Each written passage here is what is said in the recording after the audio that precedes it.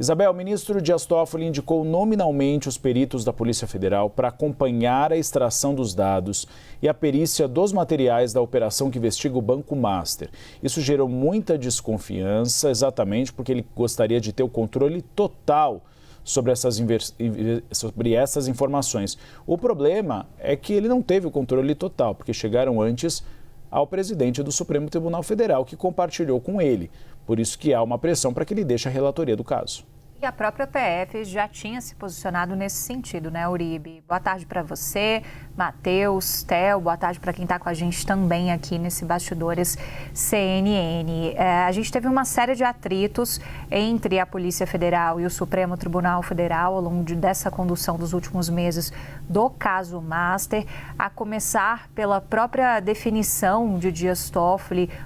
sobre onde ficariam os materiais recolhidos durante a Operação Complice, deflagrada pela Polícia Federal, e ali foi só a pontinha do iceberg nessa série de atritos. Um outro atrito, e os meninos vão traçar depois com detalhes cada um desses atritos, mas um outro atrito que chama a atenção, que representa até uma certa ironia agora, no momento em que Toffoli se torna tão alvo quanto Vorcaro, veio com a designação que o próprio ministro fez dos peritos para analisarem e fazerem esse trabalho de extração do material dos celulares apreendidos nas operações. A gente teve o celular do Vorcaro, mas no total foram pelo menos 39 aparelhos apreendidos pela Polícia Federal. Então, o próprio Toffoli, e isso é visto dentro da Polícia Federal como extremamente incomum, fez uma designação de 4 peritos. Isso foi em janeiro, ele acabou indicando o nome, perito por perito.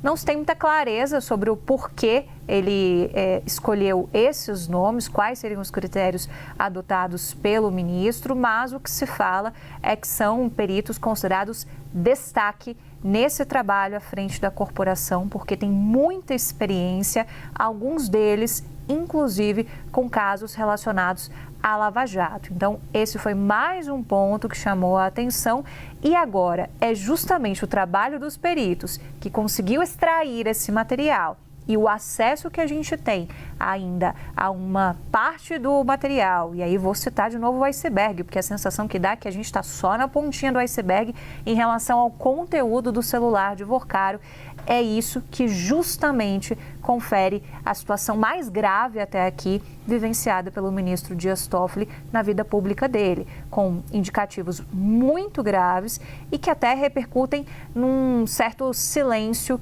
muito calculado pelo Supremo Tribunal Federal, porque a gente ainda não teve uma manifestação do Supremo, a gente teve manifestação